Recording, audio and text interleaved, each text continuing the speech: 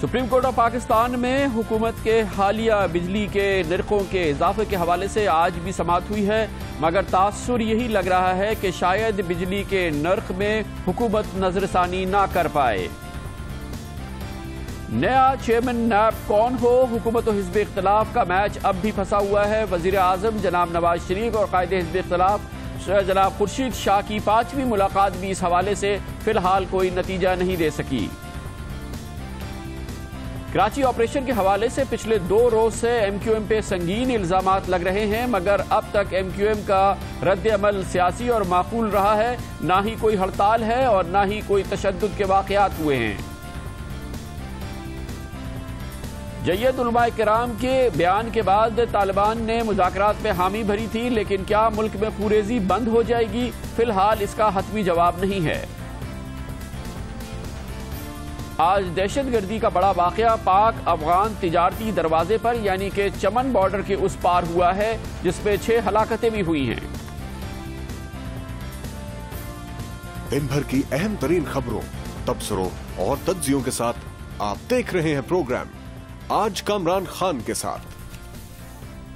السلام علیکم، میں ہوں کامران خان۔ ہر پاکستانی کا اس وقت سب سے اہم مسئلہ یہ ہے کہ وہ آئندہ ماہ کب کرے، کیا کرے گا جب اس کے بجلی کے بل اس کے پاس آئیں گے، جن میں بہت بڑا اضافہ دیکھنے میں آئے گا۔ حکومت نے بجلی کے نرخ میں اضافے کا اعلان کیا تھا، جس کے بعد یہ بات اب واضح ہو گئی ہے کہ ایک عام پاکستانی کے روزمرہ اشیاء کی قیمتوں میں بھی اضافہ ہوگا اور اس کے ماہانہ خرچے میں بھی بہت بڑا اضافہ ہوگا، خاص طور پہ نچلے درجے کے لوگوں کے لیے بھی، کیونکہ بجلی کے جو نرخ بڑھائے گئے ہیں اس میں نچلے لوگوں کو یعنی کہ نچلے طبقے کے لوگوں کو جو تقریباً 300 یونٹ ماہانہ خرچ کرتے ہیں اس میں بھی اضافہ کیا گیا ہے، بلکہ اس میں سب سے زیادہ اضافہ کیا گیا ہے۔ اسی وجہ سے اس معاملے کی گونج سپریم کورٹ آف پاکستان میں کل بھی سنائی دی گئی تھی، گو کہ کوئی کیس کا براہ راست تعلق ان نرخ سے نہیں تھا، لیکن کل چیف جسٹس آف پاکستان نے حکومت سے کہا تھا کہ اس حوالے سے جو نوٹیفیکیشن ہے وہ سپریم کورٹ آف پاکستان میں پیش کیا جائے، اور اس حوالے سے جو نرخ میں اضافہ کیا گیا تھا چیف پاکستان نے اس پہ اپنے تحفظات کا بھی اظہار کیا تھا۔ آج سپریم کورٹ آف پاکستان میں حکومت کی جانب سے حکومتی موقف بھی پیش کیا گیا، لیکن آج سپریم کورٹ آف پاکستان نے حکم لکھایا کہ بجلی کی قیمتوں میں حالیہ اضافے پر نظر ثانی کے لیے حکومت کو جمعے تک مہلت دی جاتی ہے۔ حکومت جمعے کو تحریری بیان جمع کرائے، یہ کہا گیا سپریم کورٹ آف پاکستان نے، جہاں پر آج چیف جسٹس آف پاکستان جناب افتخار محمد چودھری نے یہ بھی کہا کہ جمہوریت میں عوام کی حکومت عوام کے لیے ہوتی ہے، آئین و قانون کے مطابق کام کیا جائے گا تو عدالت مداخلت نہیں کرے گی۔ بجلی کی قیمتیں میں اضافے کا نوٹیفیکیشن واپس لیں، عدالت مداخلت کرے گی تو اچھا نہیں لگے گا۔ آپ اس کو پکڑے جو کہتا ہے وہ قانون سے بڑا ہے، عوام کی اکثریت ایماندار ہے، لائنوں میں لگ کر بل جمع کراتی ہے۔ وفاقی وزیر صاحب، آپ وفاقی حکومت ہیں، آرٹیکل 148 کی ذمہ داری جانتے ہیں، صوبائی حکومتوں کی مدد کریں۔ بادی النظر میں بجلی کی قیمتوں میں اضافہ غیر قانونی لگتا ہے، اور اس کی وجہ چیف جسٹس صاحب نے فرمائی کہ نیپرا کے چیئرمین نے خود عدالت کو بتایا ہے کہ ان کے ادارے نے بجلی کی قیمتوں میں اضافہ نہیں کیا، بلکہ یہ قیمتیں حکومت نے اپنے طور پر بڑھائی ہیں۔ اہمیت کی بات جو آج سپریم کورٹ آف پاکستان کے سامنے آئی ہے وہ قانونی مسئلہ ہے، جس میں آج عدالت نے اس بات کو خاص طور پہ نوٹ کیا کہ بجلی کی قیمتوں میں اضافے کا نوٹیفیکیشن جو کہ قانونی طور پہ نیپرا کی جانب سے آنا چاہیے تھا، جو اس معاملے کا متعلقہ ادارہ ہے، اس کے بدلے یہ نوٹیفیکیشن وزارت خزانہ کی جانب سے جاری کیا گیا، جو غیر قانونی عمل ہے۔ اور لگتا یہی ہے کہ سپریم کورٹ آف پاکستان کے جو تحفظات تھے وہ زیادہ تر اسی پروسیجر کے حوالے سے تھے، جس میں کہ قانون کے حوالے سے جو پروسیجر تھا اس کو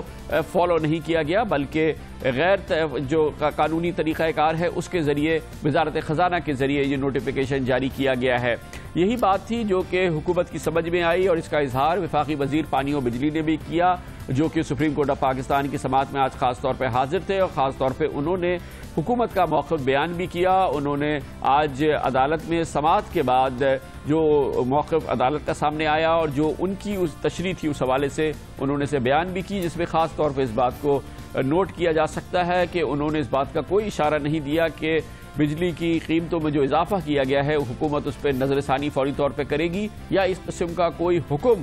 ان کو سپریم کورٹ آف پاکستان کی جانب سے دیا گیا ہے۔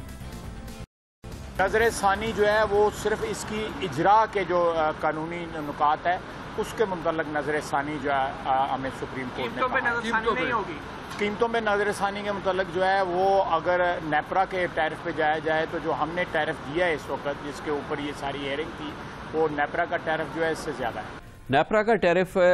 اگر ٹیرف دے یعنی کہ نیپرا کی جانب سے بجلی کے میں اضافے کے نوٹیفیکیشن کو جاری کیا جاتا ہے یا نیپرا کی جو تجاویز تھی اس کو مان لیا جاتا تو بجلی کی قیمتوں میں اضافہ اس سے کہیں زیادہ ہوتا. یہ دے رہے تھے ایک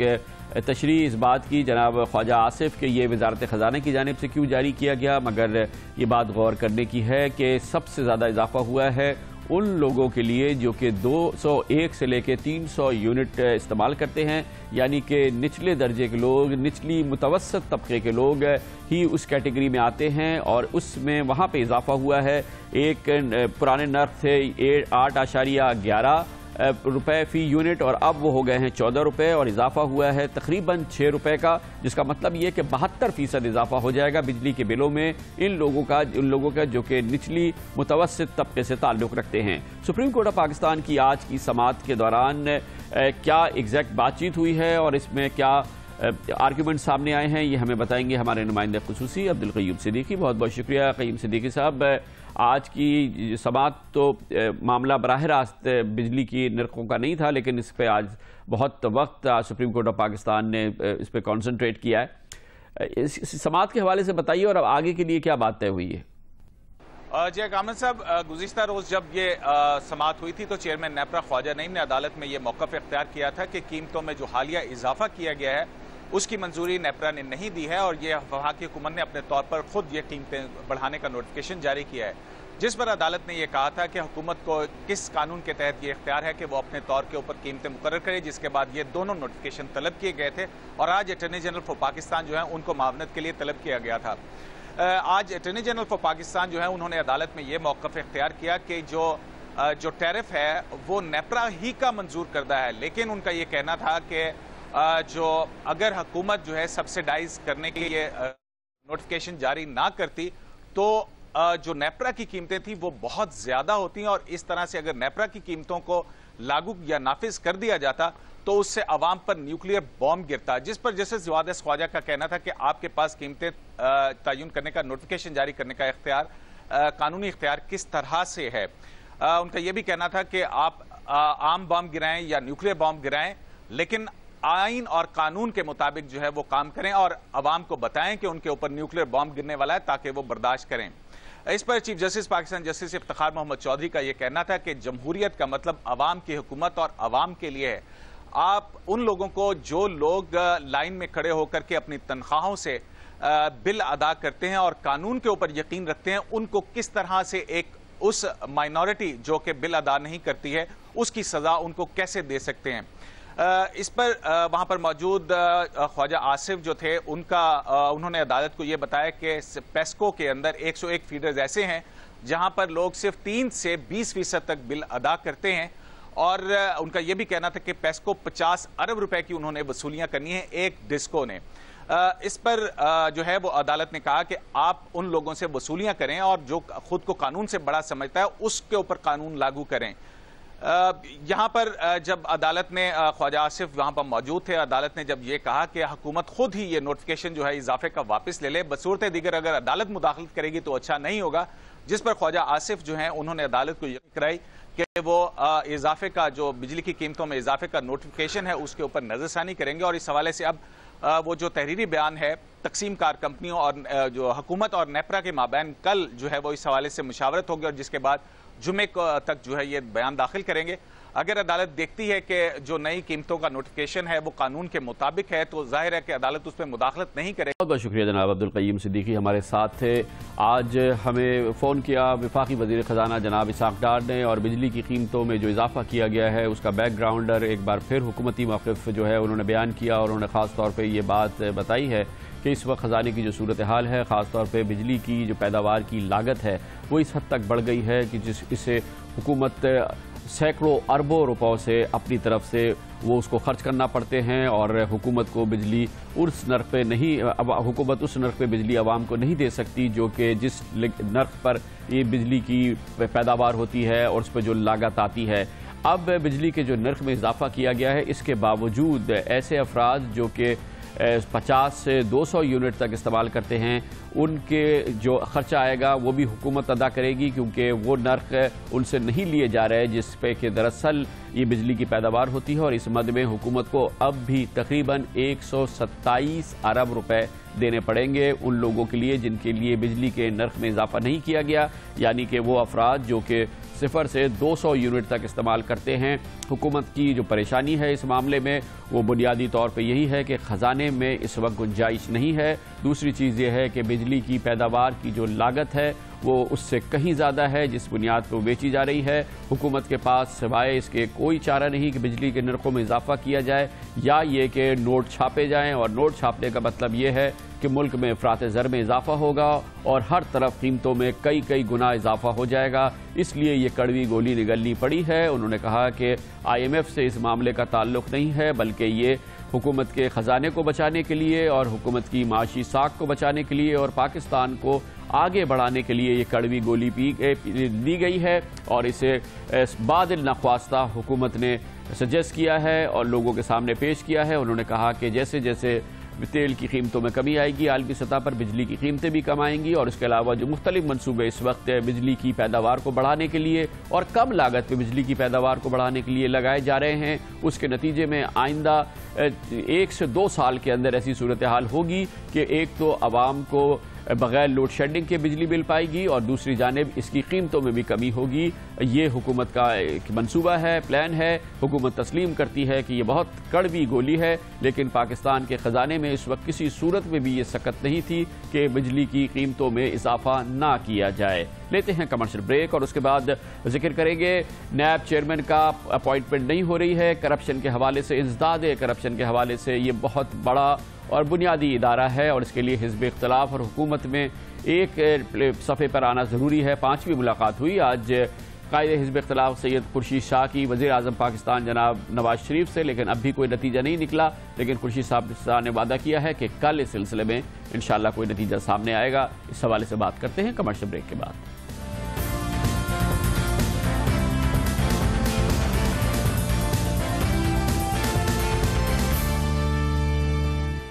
ویلکم بیک۔ چیئرمین نیب کی تعیناتی ہو یہ اس لیے بھی ضروری ہے کہ نیب کا ادارہ اس وقت عملاً عضو معطل بنا ہوا ہے، اور یہ ادارہ کیونکہ چیئرمین نیب نہیں ہے اس کی کارکردگی بھی 0 کے برابر ہے۔ دوسری جانب نیب کا ادارہ پچھلے چند سالوں سے جس طرح سے اس میں مداخلت ہوتی رہی ہے بری طرح سے سیاست کا شکار ہو گیا ہے اور اندر سے تتر بتر ہے۔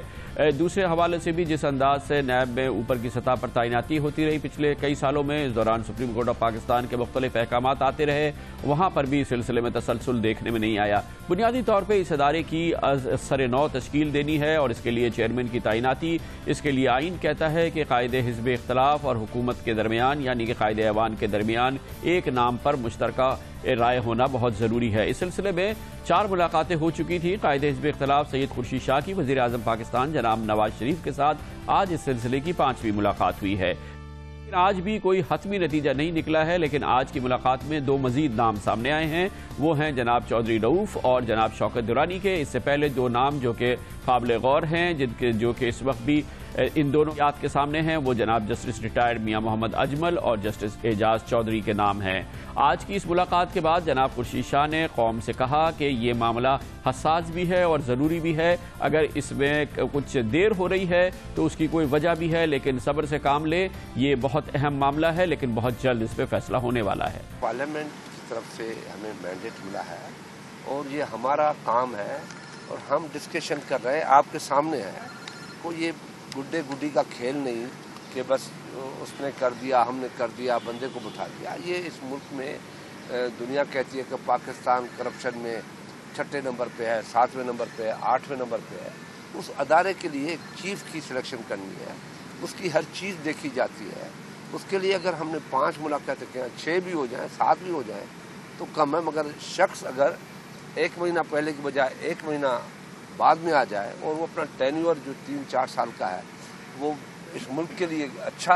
رزلٹ دے تو وہ اچھی بات ہے نا۔ اس موضوع پہ بات کریں گے. ہمارے ساتھ ہیں اسلام آباد میں ہمارے بیورو چیف رانا جواز. رانا جواز صاحب بتائیے گا کہ اس وقت تک یہ معاملہ حل نہیں ہو پا رہا ہے. اب دو نام سامنے آ گئے ہیں, چودھری عبدالرؤف صاحب کا اور شوکت درانی صاحب کا. اس حوالے سے کیا اس وقت جو بریک تھرو کیوں نہیں ہو رہا ہے, اور یہ دو شخصیات سامنے آئی ہیں, ان کا کیا بیک گراؤنڈ ہے؟ دیکھیں کامران صاحب, آج یہ دونوں فیڈرل سیکرٹریز ریٹائرڈ ہوئے,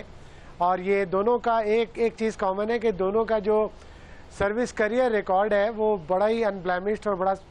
صاف ستھرا ہے. ان کے اوپر کبھی بھی کوئی کرپشن یا مس یوز آف اتھارٹی کی الزامات نہیں لگے. شوکت درانی صاحب جو ہیں وہ اس فورتھ کامنز کے ہیں اور ڈیرہ غازی خان سے ان کا تعلق ہے. یہ وہ آپ کو یاد ہوگا کہ ایڈیشنل سیکرٹری پیٹرولیم رہے, اور جب گریڈ 22 کی پروموشن ہوئی تھی سابق وزیر اعظم کے دور میں, گیلانی صاحب کے دور میں 50 لوگوں کو گریڈ 22 ملا تھا اور ان کو نہیں ملا تھا. تو he was one of the petitioner جو سپریم کورٹ میں گئے تھے اور انہوں نے وہ ریورس کرا لیا تھا. اور ابھی تو ظاہر ہے فیڈرل پبلک سروس کمیشن کے وہ ممبر کی حیثیت سے کام کر رہے ہیں, لیکن بنیادی طور پہ ان کا سارے کا سارا کریئر جو ہے وہ سول سروس کا رہا ہے. جو رؤف صاحب ہیں, عبدالرؤف صاحب ہیں, وہ اس وقت ان کے وہ بھی ریٹائرڈ فیڈرل سیکرٹری ہیں. 3 عہدے ہیں ان کے پاس اس وقت کرنٹلی. ایک تو وہ ٹیکس آمبڈسمین ہیں,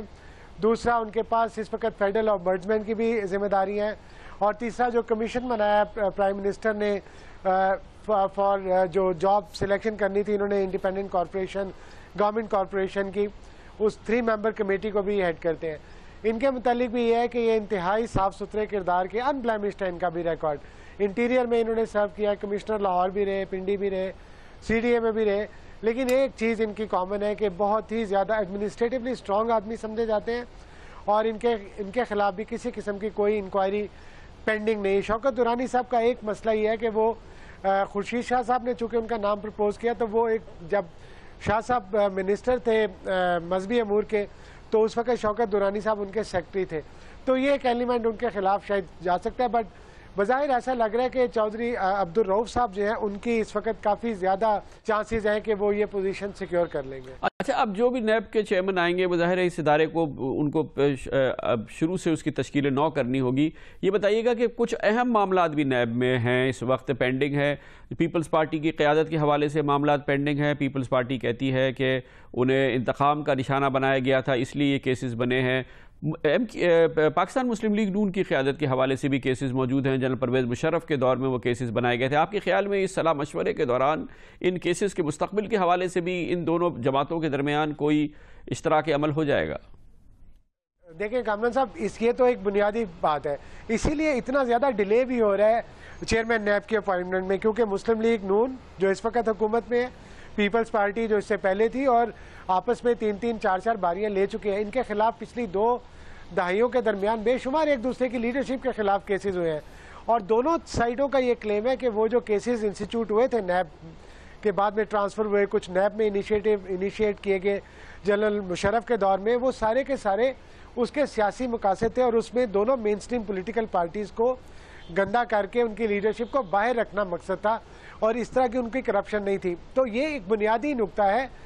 جو چیئرمین نیب کی اپوائنٹمنٹ میں ہوگا. یہ اس میں کوئی شک نہیں ہے کہ دونوں پارٹیز یہ کہہ رہی ہیں اس وقت, اور جو کینڈیڈیٹ سامنے لے کے آئی ہیں وہ بہت زبردست کینڈیڈیٹس ہیں. ان کا ریکارڈ بہت صاف ستھرا ہے, کسی کے اوپر کوئی کرپشن, کوئی فیورٹزم کا نہیں ہے. لیکن میرا خیال ہے کہ پاکستان کی 2 مین سٹریم پولیٹیکل پارٹیز ہیں, یہ ان کا شاید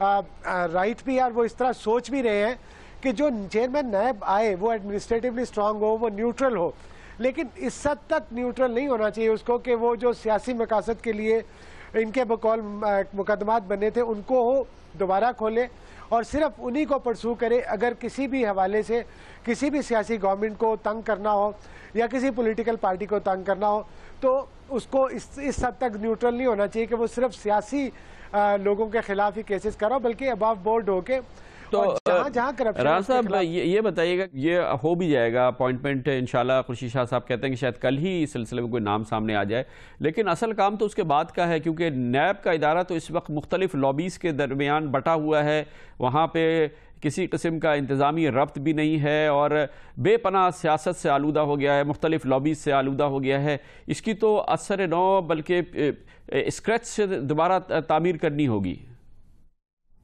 ٹوٹلی جمود کا شکار ہے, کچھ بھی نہیں ہو رہا اس وقت نیب میں. آپ دیکھیں جو cases corruption cases, mega corruption cases rental power cases जो अदालत में चल रहे हैं, उनके अंदर जो नई प्रोग्रेस है, जो नए एविडेंसेस डालने हैं, जो नई ऑथोराइजेशन चाहिए,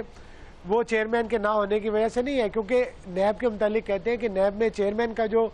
ओहदा है वो एक घंटा घर की तरह है, तमाम सड़कें उसी से निकलती हैं और उसी की तरफ जाती हैं। तो उनके ना होने से तमाम एडमिनिस्ट्रेटिव काम भी रुका हुआ है, इंक्वायरीज भी पेंडिंग है। इस तरह जो ओगरा का केस था उसके अंदर इंक्वायरी तो चल रही है, अदालत में भी है, लेकिन जो नई चीज़ें उसके अंदर इनिशिएट करनी है, नए पहलू डालने हैं जो कि पेंडिंग पड़े हैं, इन्वेस्टिगेशन ऑफिसर्स ने बना के भेजे हैं, वो डिप्टी चेयरमैन तो कुछ नहीं कर रहे, वो चेयरमैन का इंतजार कर रहे हैं। उसके अलावा जो मोस्ट रिसेंट मुदारबा, इस्लामिक मुदारबा का केस है जो कि बिलियंस ऑफ रुपीज़ का, उसकी इंक्वायरी इनिशिएट नहीं हो सकी क्योंकि उसके लिए भी चेयरमैन की ऑथराइजेशन चाहिए। तो बुनियादी तौर पे जमूद का शिकार है इस वक्त। बहुत शुक्रिया जनाब राना जवाद हमारे साथ थे। कमर शब्द बात जिक्र करेंगे। कराची ऑपरेशन आगे बढ़ रहा है, कल से इसमें सियासत ने इसको जकड़ा है और इल्ज़ामात लगाए हैं। कराची ऑपरेशन के पुलिस की जानिब से भी आया है और कल रेंजर्स की जानिब से भी आया था। MQM इन मुज़ाकरात के इन इल्ज़ामात के फोकस में है। MQM भी वही जमात है जिसका नाम लेके इल्ज़ाम लगाया गया है और इसके जवाब में MQM ने अब तक जो रद्द-ए-अमल का इजहार किया है वो सियासी रद्द-ए-अमल है और उसको अगर बैकग्राउंड इसके देखें तो और अगर पुराना एक्सपीरियंस देखें तो काफ़ी माकूल रद्द-ए-अमल है जो MQM का अब तक सामने आया है। इस हवाले से बात करते हैं कमर्शियल ब्रेक के बाद।